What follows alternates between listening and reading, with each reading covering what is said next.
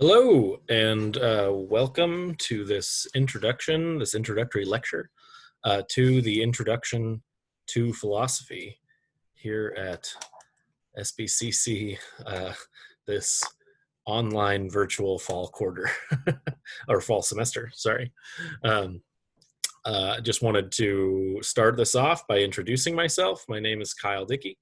I'll be your instructor for this class this quarter, or this semester, sorry. I'm coming from UCSB, and so I'm on the quarter system, and so I'll probably continue to confuse that over and over again. So this fall semester, I'll be your instructor as we go along. So today, let's see, this first lecture, I'm just going to give you a short introduction to the subject matter of philosophy. There's another lecture that I'm posting on the structure of the class and philosophy itself. And then I'll probably post something where I go over the syllabus a little bit. By the end of this week, there will also be a lecture, the first sort of real course content lecture on the subject of racism and sexism in applied ethics. All right, so let's go ahead and get started.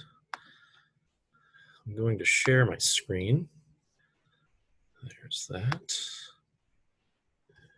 And all right, here we go. So first of all, hello, and welcome to Philosophy 100, an introduction to philosophy. In this course, we're going to be surveying philosophical questions and arguments from each of the major philosophical disciplines: ethics, epistemology, and metaphysics, as well as the philosophy of mind and the philosophy of language. This course is going to be focused on thinking through the possible answers to some of the deepest questions human beings have ever dared ask. Questions like, what is right and what is wrong? Is there a God? How do we know anything at all? What is what nature of reality? What am I? What are human beings? The list goes on. We won't be focusing on the memorization of facts in this course, but on learning how to think about these issues, these philosophical issues, and how other philosophers have approached them in the past. Very few philosophical questions, in fact, probably none, have ever had obvious answers, nor are there any simple ways to sort of go about finding the answer to a philosophical question. So we will be looking here at several different approaches or philosophical perspectives on different philosophical questions in order to shed light on how we might answer them. This introductory course then is going to be divided into 4 sections, each of which grows increasingly abstract. That is, each section gets more and more abstract, and you'll sort of see why that is as we go. We're going to begin with ethics, in particular with applied ethics, and discuss the sorts of things that really matter in life, including, so we're going to start off talking about racism and sexism, 2 issues that are prevalent today and, really big deal and really problematic. Then we're going to discuss things like the nature of right and wrong and other issues in the philosophy of ethics. We're then going to move on to epistemology, which is the study of knowledge, and try and determine what, if anything, we can know and justifiably believe. Third, we're going to look at the metaphysics, the philosophy of metaphysics, or the aspect of philosophy called metaphysics, which is basically the study of reality, the study of what things really are, what kinds of things exist, and how the kinds of things that do exist are fundamentally related to one another. And then finally, we're going to investigate sort of the human mind and human language, focusing on issues that arise from the relationship between our concepts on the one hand and the world on the other. Now, in this first short lecture, I'm going to be going over some of the basics of philosophy as a subject matter. So philosophy, if anything, is the most all-encompassing academic or scholastic subject matter. Every topic under the sun has some philosophical underpinnings. And most of the recognized subjects that one could maybe study in a university or major in contemporary academia once started out as parts of philosophy. Even empirical science once was called natural philosophy. It was the study of the natural world. The term philosophy can be broken down into its Latin roots. Philo, which means love, and Sophie, which means, or Sophia, sophos, which means wisdom. So philosophy is literally the love of wisdom. Normally, the things that we love are the things that we try to pursue. And if, in pursuing them, we attain them, what it is to love the thing that we've attained is to try and better that thing. Thus, anyone that is pursuing wisdom within a certain sort of subject matter, that is like promoting wisdom within that subject matter, may be thought of as a kind of philosopher of that subject, right? So think about it sort of this way. The highest degree that one can receive from a university in any subject is the PhD, right? The PhD literally is an acronym. It stands for the phrase Doctor of Philosophy.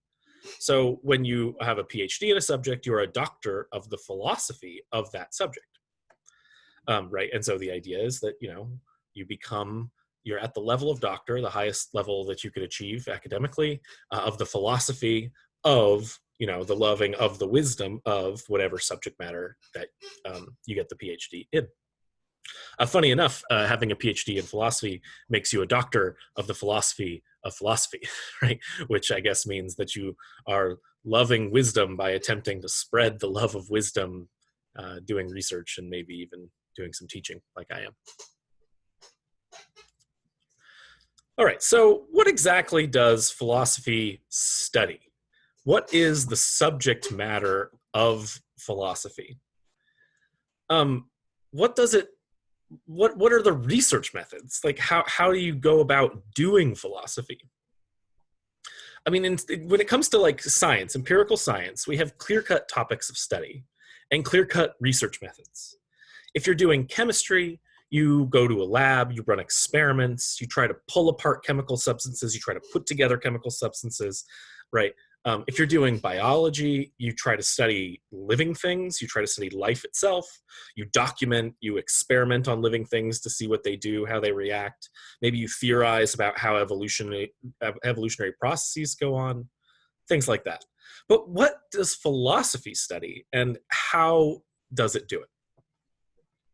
Well, philosophy is, in one sense, rather distinct from the empirical sciences, in that one rarely in philosophy goes out into the world or into a lab and tries to run an experiment and sort of, observe the results. Though there are some philosophers that do lead experiments. They're called experimental philosophers. There's an entire subfield called experimental philosophy. More often than not, philosophy is conducted from the armchair or in the ivory tower, right? And sometimes this gives philosophy a little bit of a bad name, because it's, in a sense, removed from reality, maybe. But I don't really buy that. We'll see what you think as time goes on. So, what does philosophy study? Well, one philosopher, Wilfrid Sellars, once said, he kind of put it this way: the aim of philosophy, abstractly formulated, is to understand how things in the broadest possible sense of the term hang together in the broadest possible sense of the term. And while this quote is maybe somewhat unhelpful, it is pretty accurate. Philosophy tries to study everything in general and lay out a sort of map about how each kind of thing is related to each and every other kind of thing, how they all hang together. So now, how does philosophy do it? How does philosophy actually go about studying everything? Well, mostly because philosophy is a subject matter that is concerned with everything. And so even at the edge of inquiry, that is like the furthest out things that we are possibly able to think of, where we run out of things to say, things to think about, things to test, things to experiment on. Philosophy is interested in theorizing at those edges. Philosophers at those edges try to come up with theories about what it is that might lie beyond our experience, lie beyond the physical world, lie beyond what it is that we can see, touch, feel, taste, hear. Here's one of my favorite quotes from Bertrand Russell. Philosophy, though unable to tell us with certainty what is the true answer to the doubts which it raises, is able to suggest many possibilities which enlarge our thoughts and free them from the tyranny of custom. Philosophy in part tries to study everything through thinking and reasoning on top of the given methods that we have from the empirical sciences. But how do you think philosophy does that? Like, how, you might ask, like, how is philosophy going to do anything more than the empirical sciences can do? How can a philosopher investigate something merely by thinking about it?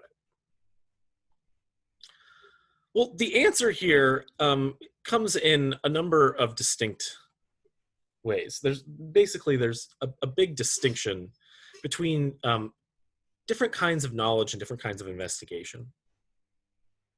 And there's two kinds of methods that we often use, and in thinking, for investigating different kinds of subject matters. Now, of course, there's the physical stuff that's out there in the world that we interact with, that we know and know about by means of our senses, right? We can touch things, we can see things, we can hear things. But there are also other kinds of things. There's another kind of stuff. There's, in a sense, the ethereal stuff, or the abstract stuff, the things that aren't physical, but that we can know about by means of reasoning. Now, by this stuff, I don't mean to be talking about spirits or angels or mystical forces, but those things that we don't readily have the ability to sense, and yet we're pretty sure exist. Things like numbers, governments, economies, beliefs, love, hatred, the laws of nature, principles by which we reason, rightness and wrongness, and beyond. Things like this aren't physical in any normal sense, and so they don't really fit into any normal sounding empirical science. These abstract things are not studied by philosophy alone. Many sciences, sort of in quotes, study things that are not physical or tangible to the senses. I use the word science here in the old sense, meaning body of knowledge or study, like organized body of knowledge, rather than the newer sense that we sort of, stick to today, meaning empirical method of investigation and experimentation. On this older view of science, the study of math counts as a science. And clearly math doesn't deal with things that we can sense using our regular understanding of, a sensory organ. You can't see the number 1. You don't know how big the number 1 is. Right? I mean, right? It doesn't have size, the number 1. It has cardinality. I don't know. But you might ask, okay, well, if math is a science, then how is it done? Well, it's done by reasoning, through thinking about the basic structure of numbers and the operations that one can use on them. Philosophy is kind of like math in that way, but it's in another sense even broader, right? And it's what we might call an a priori science, meaning that it's a science that is, remember, a organized body of knowledge that proceeds by a method of reason prior to experience.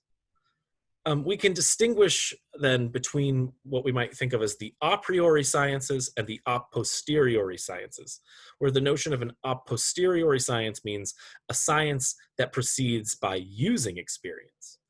It goes out and observes the world and then creates scientific theories, right? It organizes a body of knowledge through observation. A priori sciences organize a body of knowledge through reasoning. The empirical sciences operate in a way that uses experimentation and observation to gather evidence and come up with theories. The a priori sciences use methods of thinking to organize bodies of knowledge. In philosophy, we often use intuitions to suss out distinctions, structures, theories, positions, and truths that are not available to the senses themselves. They're not solely a part of any of the, they're not solely a part of anything that's like physical. These truths are things like every event has a cause, or the act of murder is wrong. One can only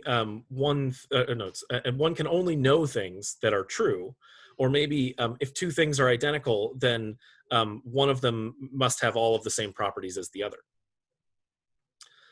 These are principles that we come to know through reasoning, through thinking, but there's no way for us to know them on the basis of observation. You can't see the wrongness of an action, right? The fact that every event has a cause seems to be something that you do know, but you haven't seen every event. So how do you know what every event has a cause? The fact about knowledge, this is a truth of epistemology, and then this identity statement down here. This is a thing that's called Leibniz's law, which we'll talk about when we get to metaphysics. The method of philosophy and this class, then, is to think and reason carefully in order to try and discover truths that we cannot hope to find merely by exploring the natural world. It turns out this process is rather difficult and leaves many possibilities open. This can sometimes be rather unsatisfying, as it's difficult to find what must be the right answer to some of the most important seeming questions. But this is the position that we're in. Just as, the ancients, like ancient Greeks, had no idea how to answer some more basic scientific questions of their age, we still aren't always sure how to answer certain philosophical questions. And so instead of just offering an answer, philosophers often will try to give layouts or structures of how one might go about answering a philosophical question. They give different theoretical options based on different basic intuitions that one might have about fundamental truths. In a sense, philosophers give roadmaps that give you all the possible routes to a desired final answer. But remember, these routes, these road routes, are hypothetical, and they only offer hypothetical answers to the deep questions. That is, we're not really sure which route is actually the best one, the correct one. Most questions, if properly formed, only have one answer. So it's not as if each of these routes to the answers that we might think of that philosophers give are just as good. One is as good as the other. This is why so much of philosophy is devoted to constructing arguments that attempt to determine which route to the truth is actually the best one. That is, which route is actually true, which theory that a philosopher has given is actually the correct one amongst all of the ones that philosophers have given, insofar as we're trying to answer the same questions. Progress then in philosophy can sometimes be frustratingly slow, but it's also the difficulty of philosophy that makes making progress in philosophy so admirable and such a great subject of study and investigation. it's one of those subjects that's just, it's extremely difficult to know what the right answer really is. But it's a lot of fun sort of along the way to learn about all of the possible ways that one might think about what the answer could really be. Here's another of my favorite quotes from Bertrand Russell. The point of philosophy is to start with something so simple as to not seem worth stating, and end with something so paradoxical that no one will believe it. So how will we be proceeding in this course? What exactly of method are we going to, what method are we going to be following? We'll be doing two things and operate under the method that I call, that is called reflective equilibrium. We're going to think hard about philosophical principles that philosophers have put forward as fundamental truths about how things are. And we're going to assess these principles by applying them to real and imaginary cases in the world. We're then going to check our intuitions, trying to determine whether or not the principles that we are assessing get the cases right, that is, give us the right answers with respect to our intuitions about the cases. So basically, we're going to start with principles, and then we're going to look at cases that are supposed to fall under the principles, and then we're going to assess the principles on the basis of whether or not the principle gets things right with respect to the case. The idea here being that sometimes a principle doesn't get a case right, and if the case, if we think that the case has, precedent, then we need to reevaluate the principle or change the principle in some way. And sometimes we need, we see a case and we realize, oh, we've got to figure out how to fit this into the principle, how to explain this case away on the basis of the principle. That's reflective equilibrium. We're going to try and figure out which principles match which cases and which cases match which principles in order to come to a sort of equilibrium with respect to what our beliefs ought to be. We're going to begin this course in a certain sense, though, in reverse, not necessarily starting off with general truths, general principles. We're going to start by looking at applied issues in ethics, issues that can affect our everyday lives. I've chosen the issues of sexism and racism, and then also the ethics of abortion for next week. And we start with these practical issues in order to see that philosophy does try to deal with things that really matter, even if it's only doing so from the armchair. But as we'll see, in order to make progress on issues that really matter most, philosophers often have to abstract from the real life cases to answer more basic, more fundamental questions. Take this line of reasoning. Suppose that, making a racist comment is to do something that's morally wrong, right? That seems pretty plausible. Somebody that, says the N-word is doing something that's morally problematic. Well, a philosopher might wonder, upon assessing that claim, how is it that uttering a word, making a sound out of one's mouth, could be wrong, could be morally wrong? Like, what is it that makes the uttering of a sound morally wrong? What is it about uttering the word that's right or wrong? Like, how can uttering words be morally right or morally wrong? Then you might sort of abstract again. So to make an utterance is to perform a certain kind of action. And you might think, well, what is it for an action to be right or wrong in the first place, right? Utterance is a kind of action. So it's got to be that, the type of action is wrong in some sense when, uttering a slur or making a racist comment. So what is it that makes the action right or wrong?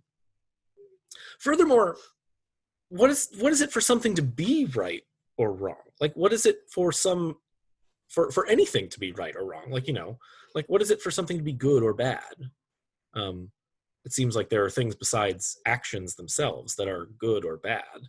So we might sort of abstract to that level and try and answer the question, what is it that makes something right or wrong in the first place? One plausible answer sometimes people think is that in order for something to be wrong, it must cause harm. But then we can ask, well, does that have to be the case? For something to be wrong, must it cause harm? Or for something to be right, does it have to bring joy? Does it have to make people happy? Philosophical lines of reasoning tend to go, deeper than that.